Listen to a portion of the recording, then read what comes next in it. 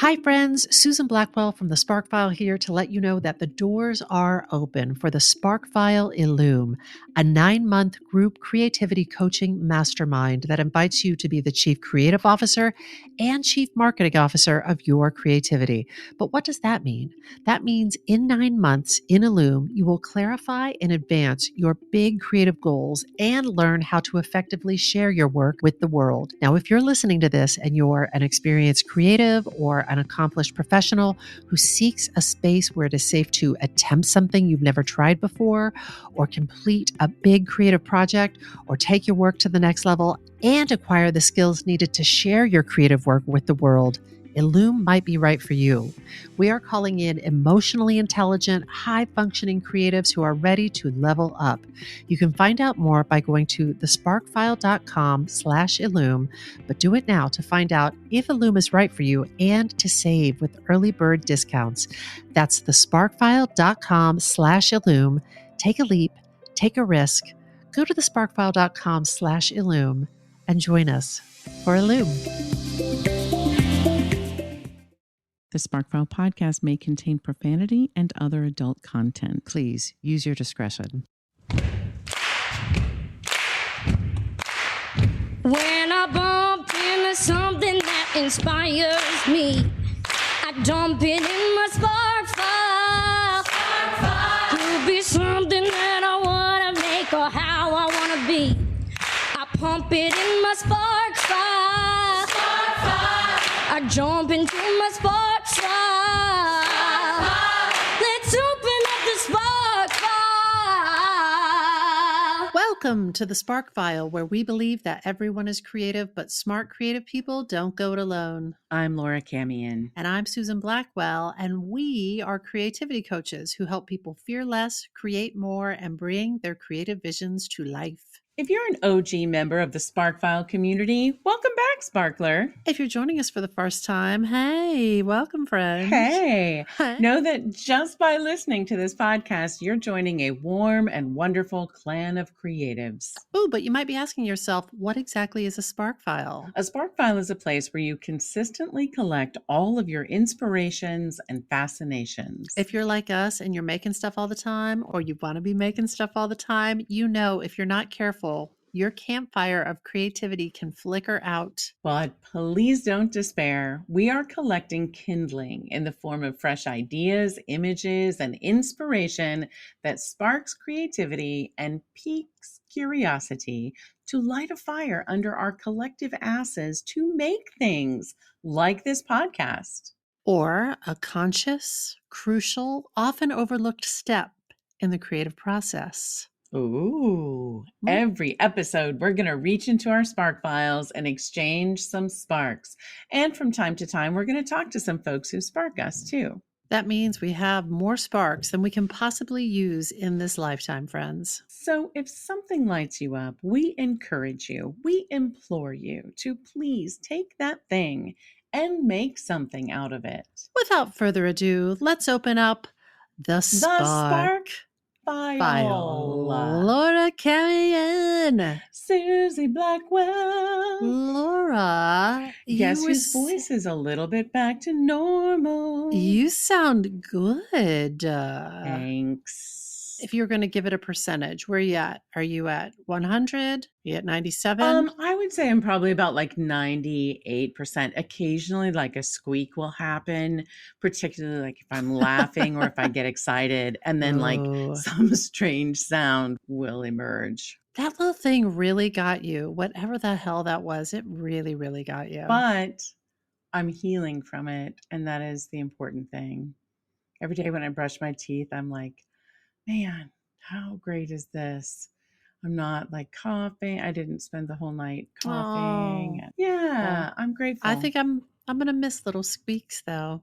I'm going to see if I can get just a few last little squeaks out of you today. Wish me luck. Okay, we'll see. Hey, you mentioned before we started recording, you might have a mini sparklet. Suze, I have 2 little mini sparklets that I wanted to say. One is I noticed this based on a deeper awareness, I guess, of AI all around us now, thanks to your spark last week.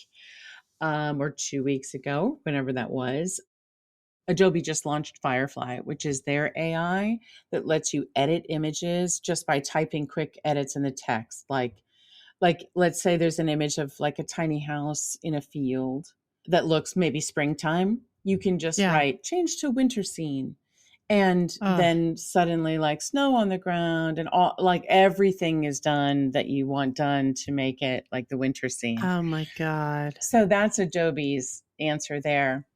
And then on a completely different note, here's what I read on Instagram. And then I took a tiny little deep dive into it.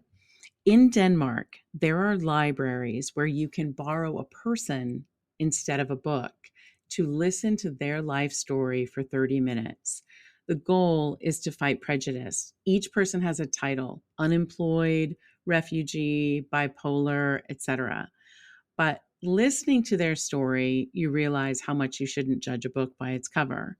This innovative, brilliant project is active in 50 countries. It is called the Human Library. Wow. And if you're on Instagram, you can go to @Human Library Organization. And the way they describe themselves is this: the Human Library is a library just like any other. The difference is that the books in our library are people with lived experiences and stories. It is a place to challenge stereotypes and prejudice through dialogue. Every open book is drawn from a group in society who are negatively marginalized or targeted with prejudice and discrimination because of their identity, lifestyle, occupation, social status, religious belief, sexuality, ethnic origin, or something similar.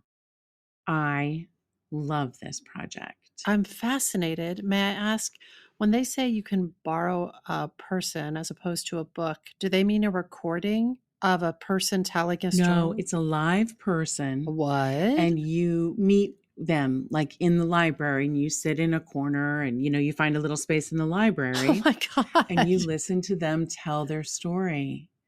Oh Yeah. my God.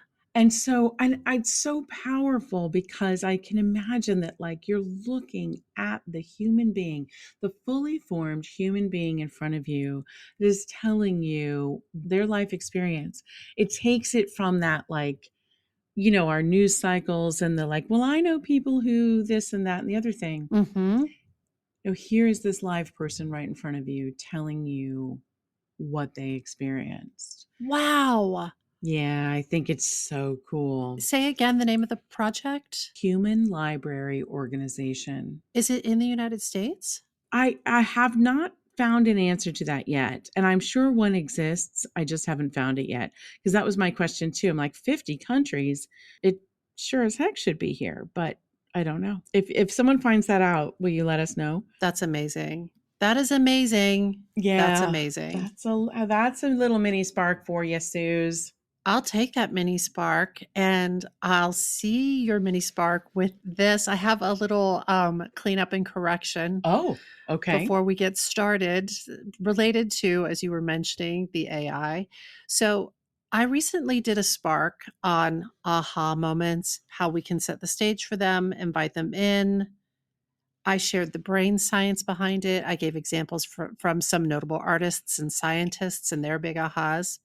And then on the following spark that I did, I shared that I conducted some of the research for that aha spark using AI, namely ChatGPT. Uh-huh. So I said on that episode that I found it to be flawed. It's like a very fast researcher who is not 100% accurate. Yeah. And I just recently went back to fact check some of that ChatGPT generated stuff, specifically the notable artists' ahas.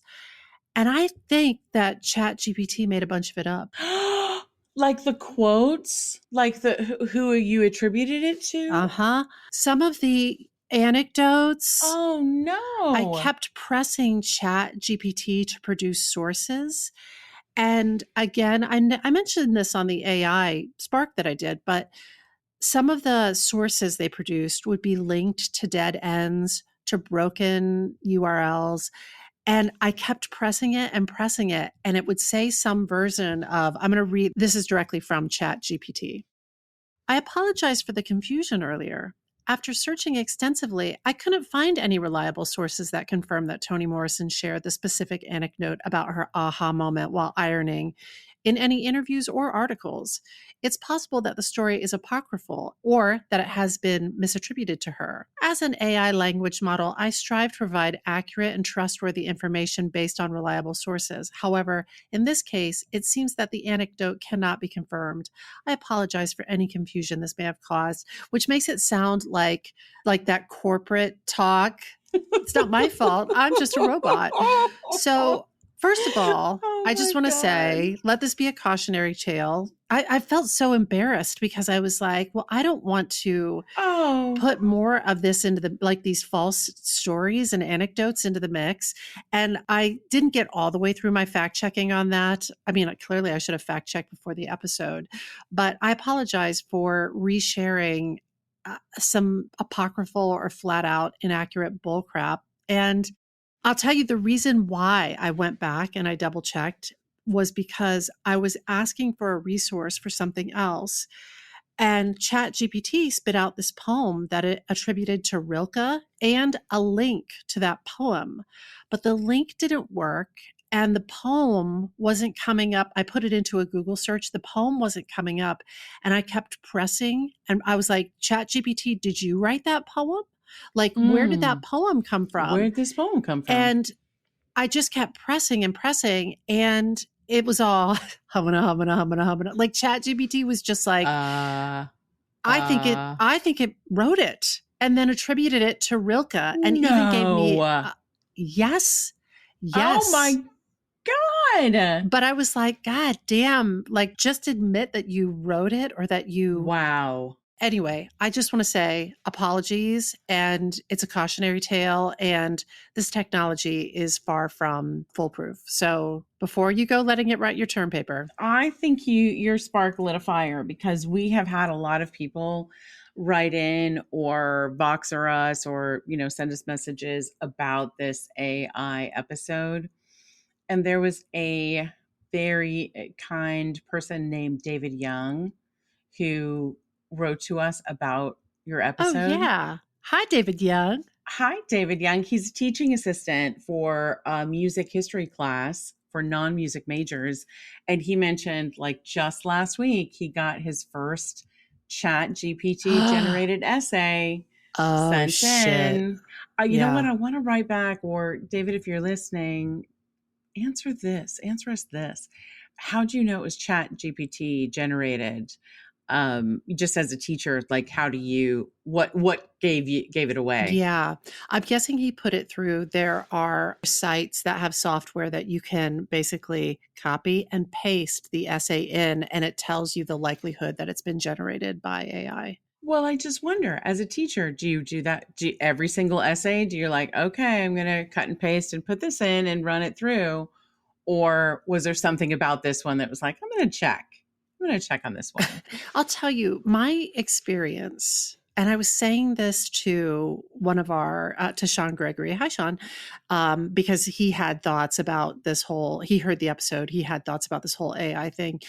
And I will say that there's something sort of slick and cold. Yeah. There's just sort of like a grammatic perfection. And also there's like a homogeneity about it. It just feels like it scraped the internet and given you, like, there's nothing that feels deeply inspired about it. And the things that it does produce, I give you Toni Morrison's aha moment, may be total bullshit. The things that actually are like, oh my God, what a warm and wonderful, rich story. It's like missing like a life force behind it, or like life experience or something. AI is a sociopath. It has dead eyes. It has dead shark eyes, and it might be like super smart. But I was saying to Sean Gregory, I was like, if one would start utilizing this like for work, like if we were going to use this to help us generate ideas for like social posts, or it really needs to be warmed up because it's just so smooth and bland. It's like bland is my experience of it. Mm-hmm. Makes perfect sense. Yeah. David Young, let us know. Let us know how you identified that. Yeah. Tell us more, David Young. Amazing. Yeah, And thank you for tell us writing more. us. And thanks for writing. Yeah, thanks for all the messages that people really are. I don't know. Are they excited about the robots coming or nervous about the robots coming? Mm-hmm. I can't blame them no matter how they feel about the robots coming. But hey, listen, may I interest you in a fresh spark? I want a freshie. I've got one for you. Okay, I'm ready. I feel like I'm trying to think if you were in our creativity share room when this happened. You may not have been, but I may have told you about it. So, one of our coaching clients, Tammy Evans, has spent the last, I'm going to say, year plus working on a big creative goal, developing a solo show called Off the Rails, and not only writing it, but producing it, pursuing performance opportunities at venues and festivals. Recently, she did a mini East Coast tour of the show in New York City and New Jersey. And after a little time passed at a meeting of our Illume mastermind group, of which Tammy is a member, she talked about how she did the show. She felt super proud of it, proud of the producerial work she had done to get the show placed in a variety of venues and festivals, proud of the content of the show. Mm-hmm. So grateful to all of us who had come out to see the show. And she sensed that there was a piece of the creative process that felt unfinished for her. Oh, So yes. I thought this was like really, really perceptive, intuitive of her needs. And I loved her for surfacing this. Bringing it up. So, Yeah. flashback, Laura, flashback to that time when we were interviewing Lin-Manuel Miranda when he was a guest on this very podcast. This podcast? This podcast. We talked to Lynn about how Yes. Hamilton was this tremendous cultural event for everybody. And it was also a huge, huge life event for him personally. And we asked him what advice he would give to anyone who is finishing a big creative chapter and how he dealt with those types of conclusions and that sort of liminal space that exists between when you're Mhm. not exactly in Hamilton and you're not exactly onto the next thing yet. And do you remember that conversation, little baby Cams? Yeah, I do. Yeah. You were there. I was there. He talked first about his high school musicals. When he was in high school, they had a tradition of putting up the show posters for whatever show they were doing on sort of like the back wall of the theater. And then everybody would sign everybody else's poster. So they would do the show on Thursday, Friday, Saturday. And then on Sunday, the day after the musical closed, he would get in bed and read the messages that everyone had signed on his poster. Yes. And he said he'd be so sad it was over, and he'd read messages from the girls he had crushes on and from the graduating seniors that he looked up to, which is to say, he took downtime, he grieved, Yes. he reflected, Reflection. he sat in it. Yeah. He Mhm. celebrated it. And then he said specifically, have a plan for a week from then. So that was an example from his high school time, but he also shared that as an adult, he described a time where after several months of, he was doing Mary Poppins press, which had him all around the world. He did Hamilton in Puerto Rico. While he was on all those travels, they got a new home and, he moved into a new home. Oh, that's right. And that kind of happened while he was away. That's right. So he had this Mhm. big, like months and months of activity. And then he said he and his wife left their kids with their folks and they went to an undisclosed location for 5 days to talk and reconnect and process these Oh, big life events. so So, good. yeah, they processed what had happened for the past several months, things that they hadn't had time to process when they were living it. And they also talked about what the next year wanted to be. So they took some time together to look back. They took some time together to look forward. They took some time together just to be in the present with each other. Oh, yes. This all leads me to my spark du jour, which is I wish I had, like, maybe by the end of this, we'll come up with a zippy way to say this, but processing creative conclusions. And milestones. Mm-hmm. And I added milestones because within a significant BCG, this is our shorthand for big creative goal, within a significant BCG, there may be a big singular conclusion, but there may also be significant milestones that aren't exactly Oh, endings yeah. that want to be Yeah. processed before you head into the next leg of your BCG. So in Mm-hmm. Tammy's case, which we just talked about, she's continuing to do her show off the rails in other iterations at other venues, etc. But in order to feel peaceful and reinvigorated and strengthened to go into that next chapter, she needed to process this significant creative milestone of getting that version of the show up and into the world in a big way. So until we come up with a better name for it, processing creative conclusions and milestones. Creative conclusions and milestones. Yeah. I like it. So just before I go any further, I know I'm about, just so you know, in a little bit, I'm going to share some ways that you have processed creative conclusions and Oh, milestones. please remind me. When we talk about this, like what comes up for you? Have there been you've done so many big Well, projects, Laura Camion. a few things come up for me. One is like there were years and years on end at Blue Man where we were working so fast and furious that literally the day after opening in one city, we might have time to fly back to New York, switch our luggage, and fly to the next city where we're about to open Oh something. my God. And I can remember feeling like everything was kind of in disarray. And it was, not taking that time to kind of process and assess like what we had just achieved. And I think that now over time, when I think about like my personal work too, I think I wasn't always able to articulate what's happening. What am I feeling? Because it could be like an extraordinary night of, Broadway opening or Yeah. a play being published or something and feeling a sense of sadness. Uh-huh. And then I think in my younger years, feeling like, well, you're not supposed to be sad. And instead of processing all of those emotions, kind of trying to force myself to feel the one I felt I was supposed to be feeling. Oh, That makes Laura, you sense? bring up such a good point.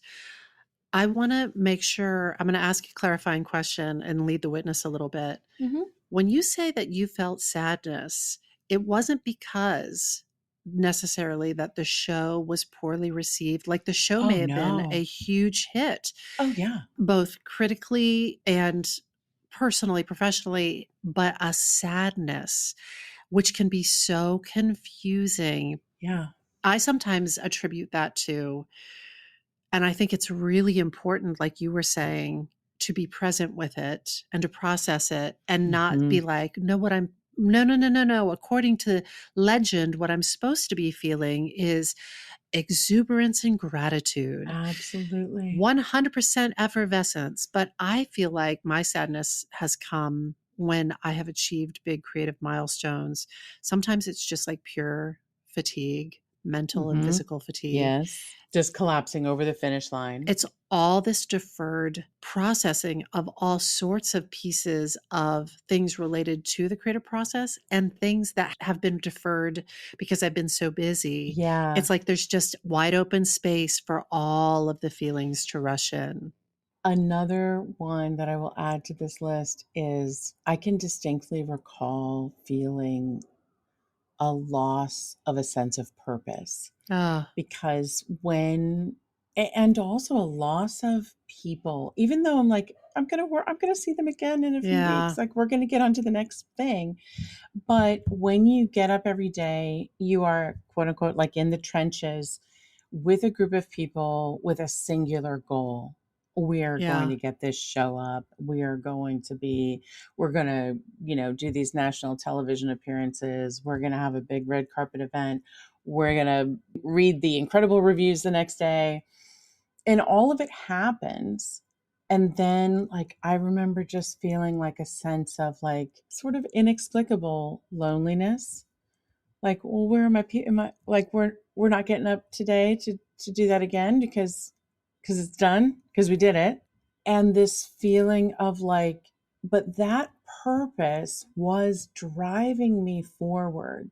It was propelling me forward through time. And it was singular in my mind. It was like, this is what we are all moving towards.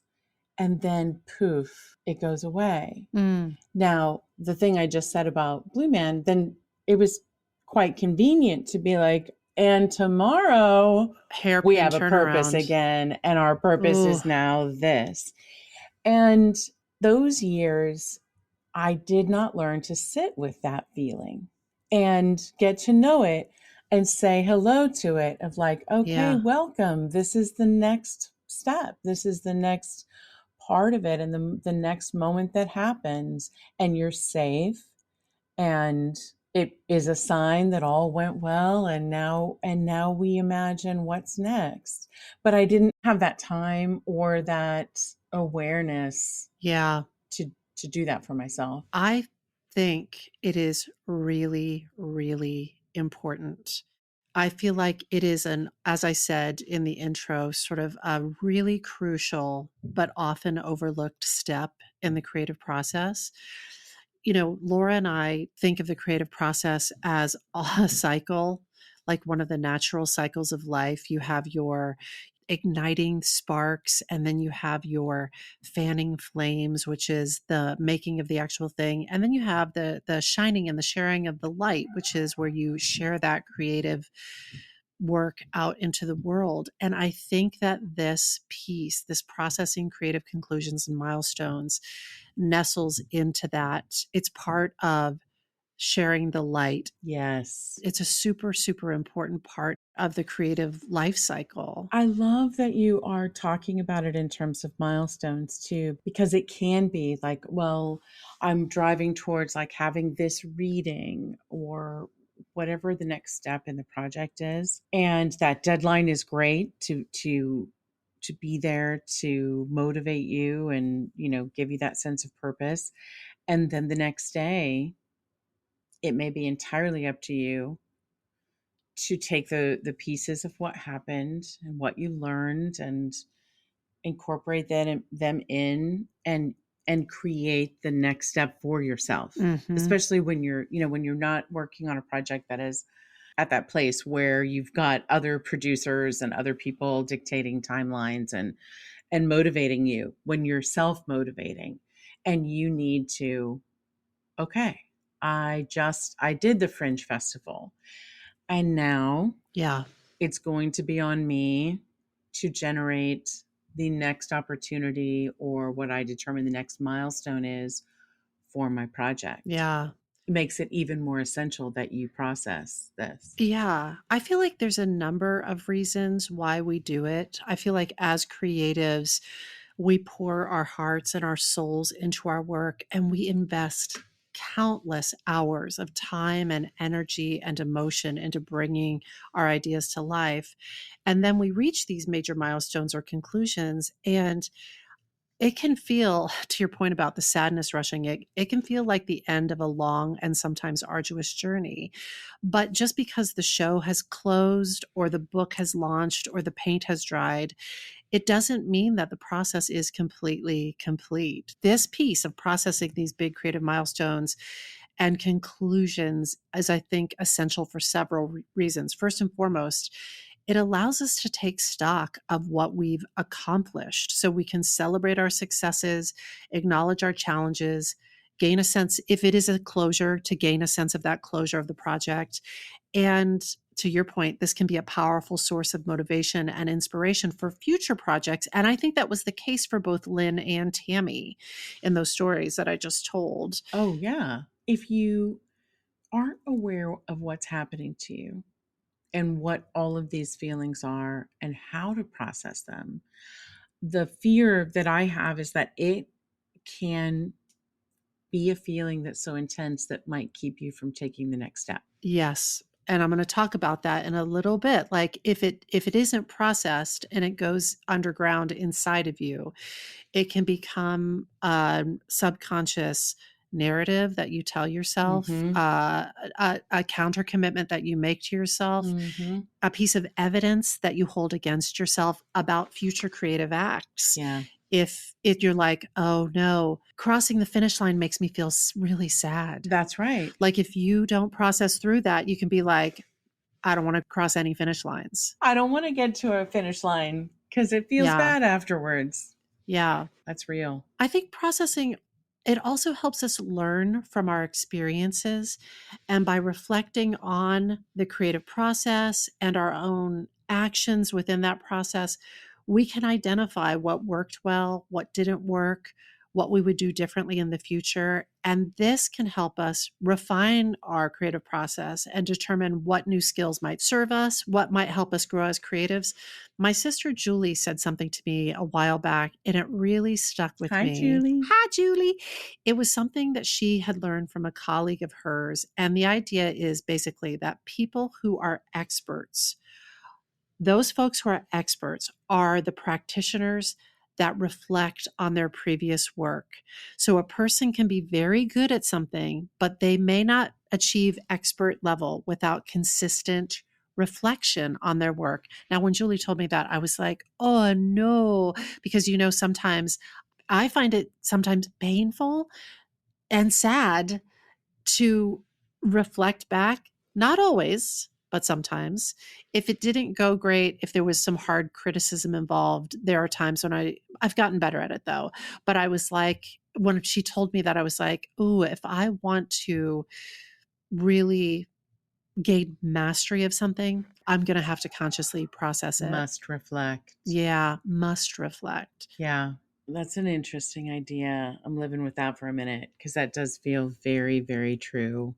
Because there's something that experts, if you're an expert in your field, you don't shy away from a part of the process. Right. You are like, I'm here to learn this. I'm here to learn Yeah. all of this. And this is Yeah. part of it. And if there is some sort of in my case, it can be like a discomfort. In other cases, it can just sort of be like, oh, I haven't opened the door to this wing of the mansion. Mhm. And so it's an opportunity to start, looking at some area that you have not yet examined carefully. Yes, agreed. I also think that some of what we're talking about, those feelings that we're convinced we feel the next day, Uh-huh. from like, I want to cry to sadness to, I think I feel good about what happened. I can't recall what Creative happened. What hangover, just, being wrung out. yes, Yeah, all of that's it. the thing. Like, there's all of that. And as you and I would talk about to anyone, it's also the chemicals. Like the flood of chemicals has not left your body yet. It is a juicy chemical cascade. It's a chemical cascade. And Yeah. until you literally rinse them out.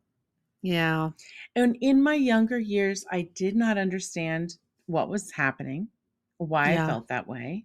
Yeah. And I also had a tendency to believe every thought that I had. Yes. And believe every feeling that I had. And Uh-huh. so it took years to realize, like, I shouldn't believe every thought that I have. Sometimes it's the chemicals talking. So frequently, it's Mhm. the chemicals talking. And this, I think, is another great reason that processing big creative milestones and conclusions is really useful, because it can help us deal with the challenging emotions that may arise. As creatives, we are often deeply invested in our work, and the completion of a project can trigger a chemical cascade that feels like a range of emotions: excitement, pride, disappointment, sadness, grief. But by taking the time to process these emotions, we can acknowledge them, we can learn from them, we can ultimately move forward with a sense of clarity and sort of, I think of like peace Mhm. from having processed them. Mhm. And as I just said a moment ago, if left unprocessed, I really think we can harbor some of these feelings, store them away in our subconscious, and they can turn into narratives and evidence and counter commitments that can keep us from going for our future creative endeavors. Yes, maybe you make a commitment, literally, I never want to feel like that again. And that commitment is living inside of you. Yeah. If you're one of our clients, Yeah. and you're listening to this, and you know that when you get into the shining of the light, even if you're not one of our clients, if you know intuitively that when you get near the shining of the light phase of the creative process, and it's time to take the thing you created out to the people, take your wares to market, whatever it is, and you're like, I'm resisting, I'm doing everything but Oh that, no. ask yourself, is it because I have felt some sort of way in the past when I cross a finish line or check off a big creative milestone? Just ask yourself. It's so interesting, Suze. I keep thinking about something that you said early on in this spark, and just to underscore it, we're talking about the need to process whether it was what you would consider a negative experience or Yes. if it was the most extraordinary, unbelievably incredible Ding, experience. ding, ding, ding, ding. Yes, yes, yes. Either way, these feelings come and these chemicals come, Mm-hmm. both in both scenarios and everything in between. So the awareness, first of all, to expect that. And then, I mean, if you can enjoy it, what a crazy idea. Like literally learn to be like, and here it is. I'm in the, like, I'm bubbling over with chemicals Right on running time. through my Yeah, body right on time. And this is all part of it. this is all part of it. I also think processing can help us build a sense of community and connection with other creatives, depending on how we Oh, process. yeah. Yeah. By sharing our experiences and our insights, we can learn from others. We can offer support and encouragement. We can inspire others to pursue their own creative dreams. We do what we call a spark round, essentially a name game at the top of Mhm. most gatherings of the Spark File, where, each person, their face pops up on the Zoom. You say your name, pronouns if you wish, and then you respond to a question or a prompt. And recently, with our current Blaze cohort, we asked them to share one action they take or a reward they give themselves to celebrate or process significant creative output. And in a second, I want to share some of their answers nestled into a list of ways creatives can process the completion of a significant creative project or milestone. The reason why I share this now is because I really experienced this processing to build a sense of community and connection. It happens in our Mhm. feedback process as well. It's all the things. It's fun, it's stimulating, it's vulnerable, and it's like it is bonding. And we learn from each other. Yes, it is. And Yeah. when you can talk about it and acknowledge, I just wanted another. Sean Gregory's getting a lot of shout outs today, but here's another He's one. about to get another one. Yeah. Sean Gregory and Anne Marie, like I've presented work at their basement reading series before. Sean Gregory and Anne Marie Petersma's Basement Reading Series. Get Basement into reading it. series friends. And what I love, both of them as dear, what I consider dear friends, will email or I mean text me the next day and just be like, how are we feeling today? Checking in. And it's like when you're amongst people who know, like we both know what you're full of today, and it's a mixed bag of nuts and it's a bunch of Yeah. chemicals, and Yeah. everything went well last night, but we're just checking in to say, how are you feeling today? Yeah. It's wonderful. It's incredible to be with people that can, but like acknowledge together, like you're saying, Suze, and in community of like, we all know what this is. It's like that just idea of being in the arena with people who know what it's like to be in the arena is part of it. Yeah. And we can acknowledge like, yep, no matter how great it went last night, we know shit's going on inside of you today. Checking in. I love a good checking in. It's so good. It is so thoughtful. If you're ever wondering what you can do for your creative friends, yes, you sent them a happy opening or a congratulations, like you sent that yesterday. Mm-hmm. The next day, you can write to them and say, how are you feeling today? How you doing over there? I love that, Mhm. Laura. That's a good what do we make of it? Yeah. So I'm going to share this list of ways that you could potentially process the completion of a significant creative project or a big milestone. And if you're someone and there are a fair number of people who are like, I don't really do this. Uh-huh. I encourage you Yes. to listen to Yes. this list, see any of these things speak to you, because when we say process, we don't necessarily mean it has to be some big old like therapy session. You don't have to take a session. There's lots of ways to do this, and here's a few of them. So try them on, see if any of these speak You to know you. my So favorite. the first one, and actually this one I'm curious about because I think, though you haven't said it expressly, this might be a Laura Camion jam. Let's find out. Okay. Journaling, writing down your thoughts and feelings about the completed project in a journal to reflect on the creative process, identify what worked well, explore any challenges you faced, what you might do differently going forward. Cams, you journal a lot. Do you do this? Well, ironically, sort of the hotter the feelings, the less I will write in that moment, which is exactly when I need to. Interesting.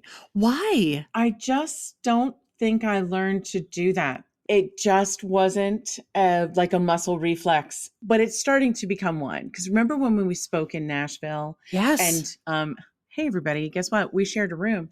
Susan and I shared a room, and every night we were there for like 3 nights before we did our big thing. It was a really, really big, beautiful room, just so you know. It was a really big, beautiful room. So don't feel bad for us. But it was. But I'll happily share a platonic bed with Laura Camion. Suze will. And don't get it twisted. Let me tell will. you, there aren't a lot of people that I would let do that. And Suze is one of them. But we weren't sharing a bed. We did have our own bed. This has gone a weird way now. We were not sharing beds, but we were sharing a room. And we were there for like 3 days before our big event. And every night around 3 a.m., I would wake up and I would be like, I am wide awake and I'm full of feelings. And I would go to my journal, and I would journal and I would tap, and then I would go back to bed feeling great. Honestly, like feeling great. What is it again? It's EFT. EFT, tapping. Emotional freedom tapping. Yes, yes, yes. EFT. So you did a combo of the EFT tapping and the journaling. Journaling. Yes. And so since then, I would say I try to remind myself in the heat of any moment, go to the journal and tap. I like it. Either one or both. Yeah. I'm so sorry about that long answer, because you are just beginning this list of things. Listen, let's hear some more of them. I love it. Okay. Meditation and mindfulness, taking some time to meditate or practice mindfulness to help clear your mind and process any emotions that may have arisen during the creative process. I totally do this just as a feature of my life, and I definitely flow this type of processing, creative processing, into my meditation. And in fact, when the heat is really on, that's when I go to meditation, because I know I can just process through some of the stuff that comes up when you're making stuff and sharing it. Yeah, I think that is great. I feel like we've both been in the room where you're journaling, I'm meditating. I'm EFT tapping, you're meditating. And yes to that. And I think of like how you told me, and I've heard her say, Emily Fletcher, like, we don't meditate to become better at meditation, but to become better at life. Yeah, exactly. And this is part of that. And creativity is such a big part of my life. It's a real big part of that. Part of it. Take a shot, Emily Fletcher. Tammy Evans always says, when you hear Emily Fletcher's name on the podcast, take a shot. Just take Emily a shot. Fletcher, Emily Fletcher, Emily Fletcher. So, y'all are drunk. Creative visualization is another thing you can do, using creative visualization techniques to imagine yourself revisiting the completed project and exploring any new ideas or directions that may have emerged. And this is something that our pal Seth Marquette talked about, taking the energy, for instance, of what he did in a creative share in the Spark file, and using that to visualize what the project can become, how he can progress it. Absolutely. Yeah. Absolutely. Yeah. I think this is so powerful, especially because there's so many of us who can't dare to dream, quote, dare to dream. So, meaning like, if I even start to imagine like, oh my gosh, my show might be at the public. Oh my God, don't even think about it. Like you see people do that all the time and just like very quickly negate it because it feels too scary to even imagine it.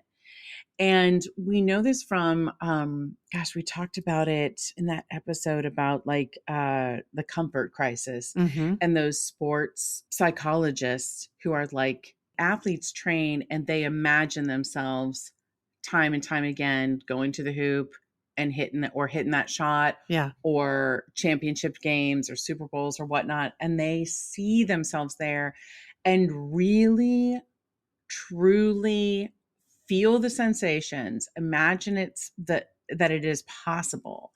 And I have to say, thank you, Seth Marquette, for bringing this up and bringing it to the group. And thank you, Susan, for reminding us all, because I would be so thrilled if more and more creatives would allow themselves to imagine what is possible for themselves. I love that, Laura Camion. Dare to Dream by Laura Camion.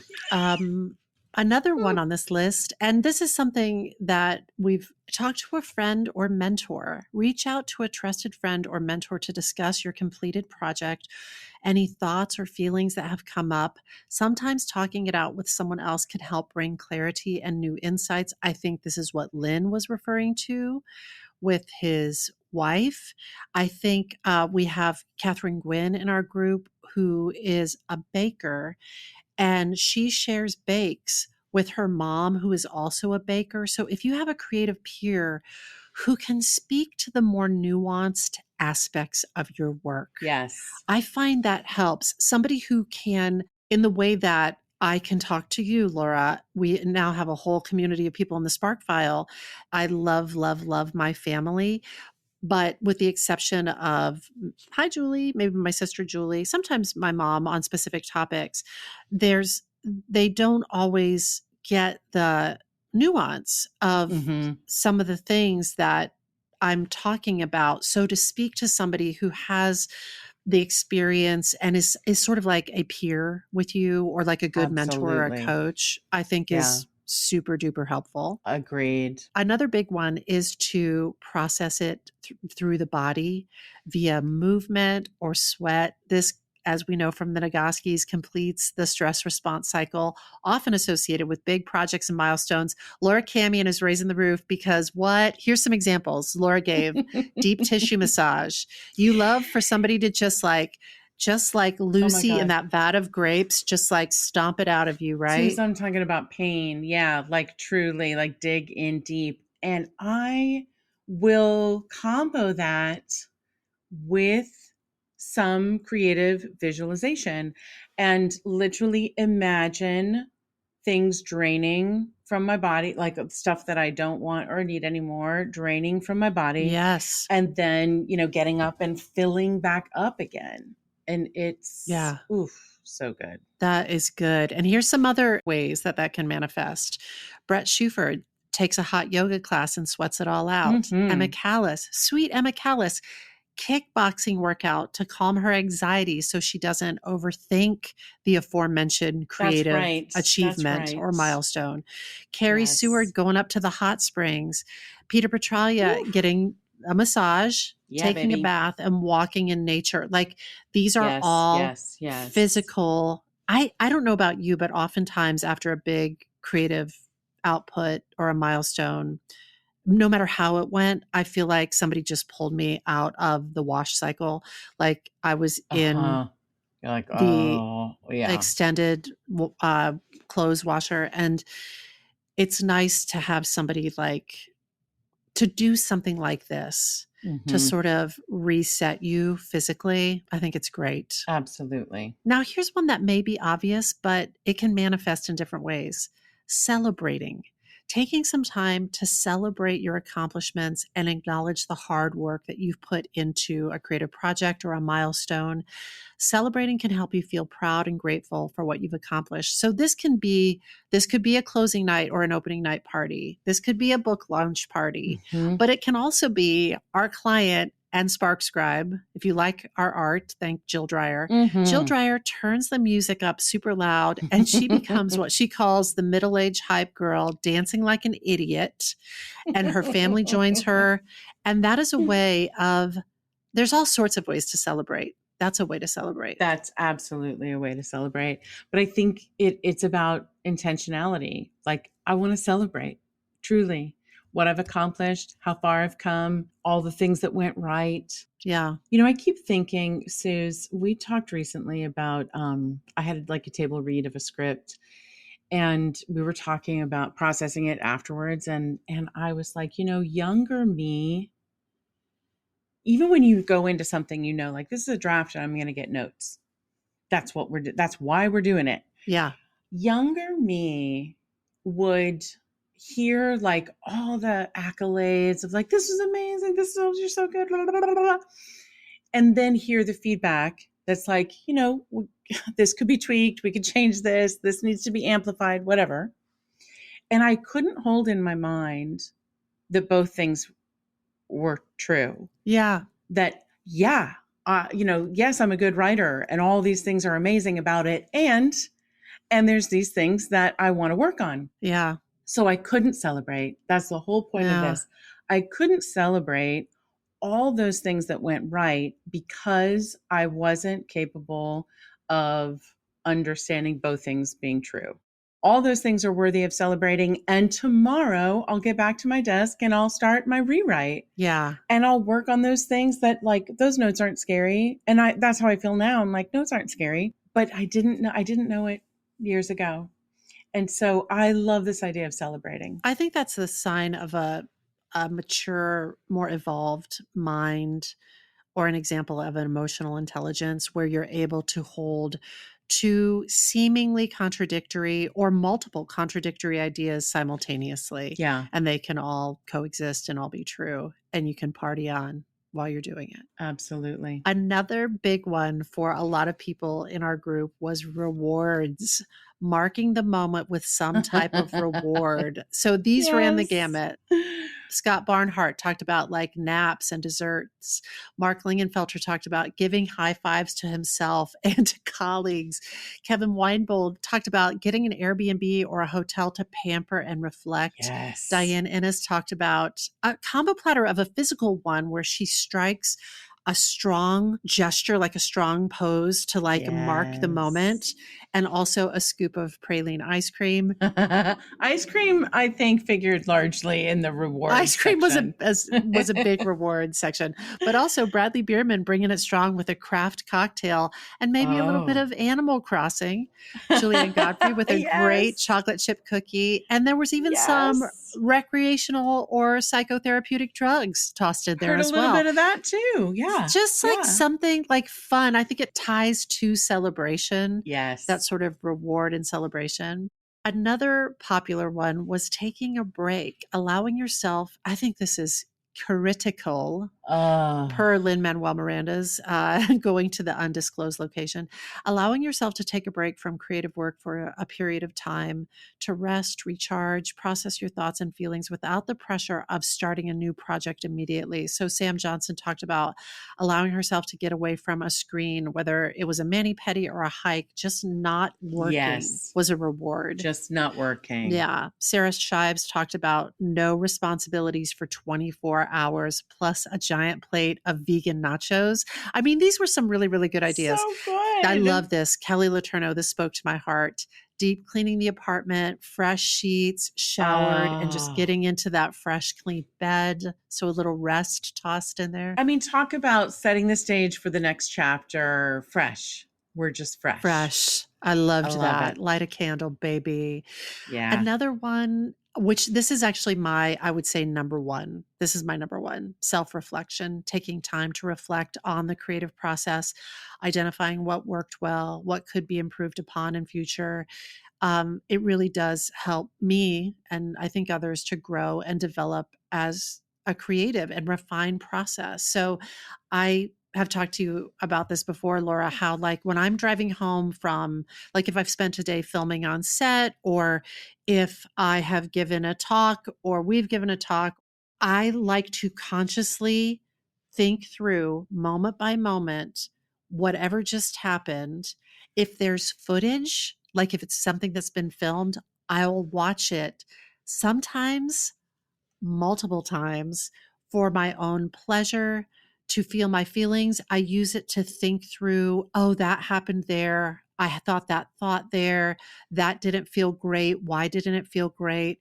And consider like what I loved about it, what I might do differently next time. And this is something that Sean Gregory does as well. Oh Sean, my God, take a shot Sean. every time you hear Sean We Gregory's are name, going to title this episode Sean Gregory and Processing. AKA. There you go. But Sean said that he sits on the sofa in silence and reflects on what went well, Yeah. what he felt like could go better, just sort of taking it all in. Monica Kelly rereads poetry and writing that she has done, which I think is a Yes. version of this as well. Absolutely. For me, it's a little bit of some of it is enjoyment, some of it's like processing the painful parts. Yeah. But that's probably my number one is self-reflection. I love that, Suze. I would say that I usually combine that, with a massage or with a walk or something. Yeah. So like self-reflection and physical, like this sort of combo. But I love the intentionality of that and how you describe doing it. And also for our listeners, like one thing we really advocate is writing down, especially like those positive moments, those good things that happened. The Hall of Famers. Because, Yeah. yeah, because your brain is going to want to replay the negative. It just does because it's trained to protect you. And so it wants to sear into the back of your eyeballs. This moment happened. Don't let it happen again. You'll die if it happens. Sear is the right verb. Yeah. A, you won't die, but B, your brain is just doing what it is supposed to do. So we actually have to work hard to be like, hey, remember these 14 fabulous moments that we weren't going to die at all? Like we have to force our brain to also sear those into the back of our mind. Yeah. Yeah.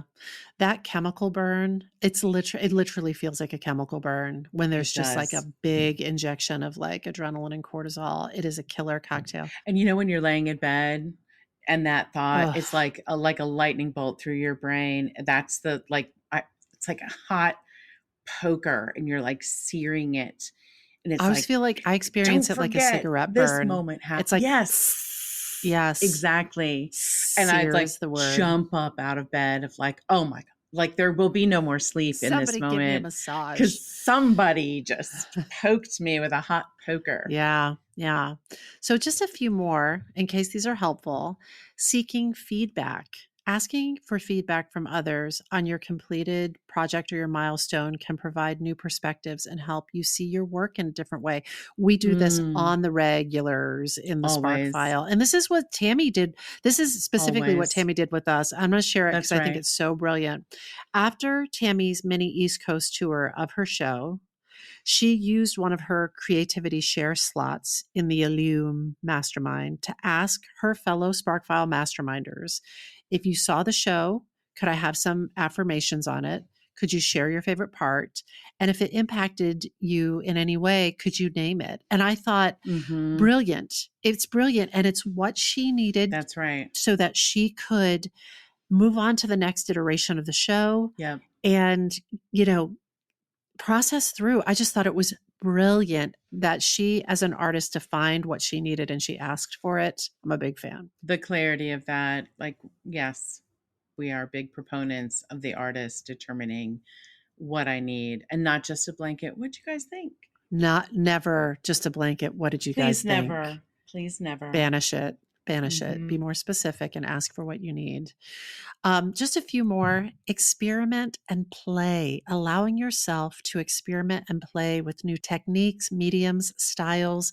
This can help you explore new ideas and directions while also processing your thoughts and feelings about the completed project or milestone.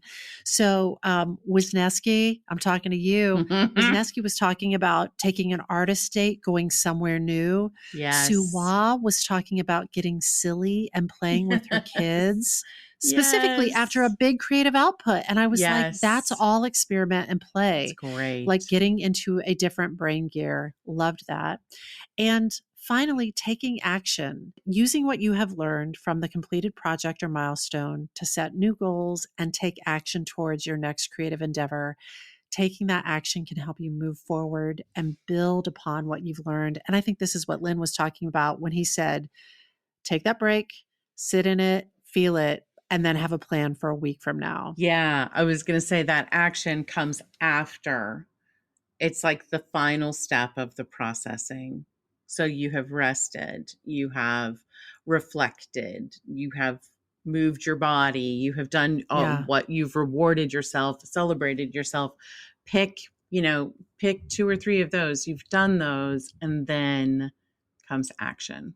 Yeah. I love it, Suze. I love it. Yeah, I love this. I love this clarity for us. I love offering this as a resource to our listeners and to the people in the Spark File. And to all you creatives out there, we really encourage you to take the time and it doesn't have to be a long time. What I was just describing about where I go through moment by moment, that's on a car ride home from someplace. Yeah. And I've said to you, sometimes when I'm on long car rides, I like to have, in addition to sharing a bed with Laura Camion, I like to have long phone conversations with her because we just don't talk enough at work. I love them. Yeah. Those are the outside of work conversations.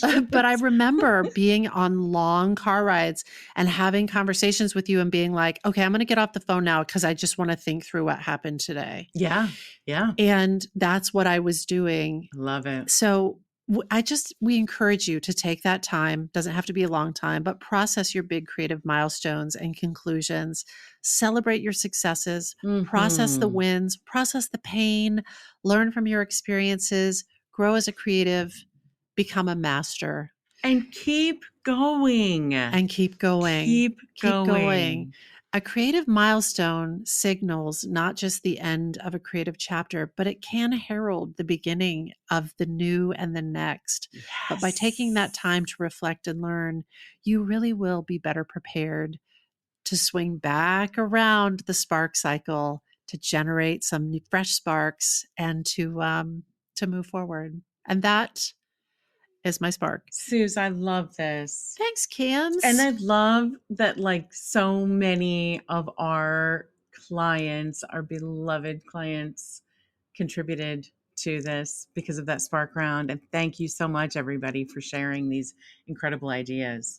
Yes, thank you. We adore you. And look, you helped us make a podcast today. Yay! So I guess that's it. That's it. This episode of the Spark File was made on the lands of the Lenape people. And as always, we hope it put another bunch of sparks in your file. Hey, listen, if there's a spark you'd like us to explore, or if you'd like to learn more about how to coach with us and be a member of the Spark File community to bring your creative ideas to life, you can email us at thesparkfile@gmail.com, or you can submit through our website, thesparkfile.com. We will even happily take your feedback. But you know the price of admission. First, you got to share a creative risk that you have taken recently. You can follow us on social at The Spark File, and be sure to subscribe, rate, and 5-star review this podcast. It really does help other listeners to find us. Also, if you like this podcast, we do hope you'll share it with people that you love, maybe people who could use it. And if you didn't like it, why don't you go process a milestone? Why don't you? That. Process this. If something lights you up and gets your creative sparks flying, we are writing you a forever permission slip to make that thing that's been knocking at your door. It's your turn to take that spark and fan it into a flame. You know, you got to take it and make it.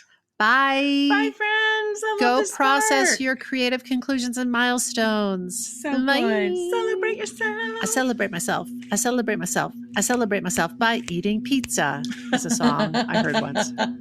When I bump into something that inspires me, I dump it in my spark file. Could be something that I want to make or how I want to be. I pump it in my spark file. I jump into my spark file. Let's open up the spark file. Hi, friends. Susan Blackwell from the Spark File here to let you know that the doors are open for the Spark File Illume, a 9-month group creativity coaching mastermind that invites you to be the Chief Creative Officer and Chief Marketing Officer of your creativity. But what does that mean? That means in 9 months in Illume, you will clarify and advance your big creative goals and learn how to effectively share your work with the world. Now, if you're listening to this and you're an experienced creative or an accomplished professional who seeks a space where it is safe to attempt something you've never tried before, or complete a big creative project, or take your work to the next level and acquire the skills needed to share your creative work with the world, Illume might be right for you. We are calling in emotionally intelligent, high-functioning creatives who are ready to level up. You can find out more by going to thesparkfile.com/Illume, but do it now to find out if Illume is right for you and to save with early bird discounts. That's thesparkfile.com/Illume. Take a leap, take a risk. Go to thesparkfile.com/Illume and join us for Illume.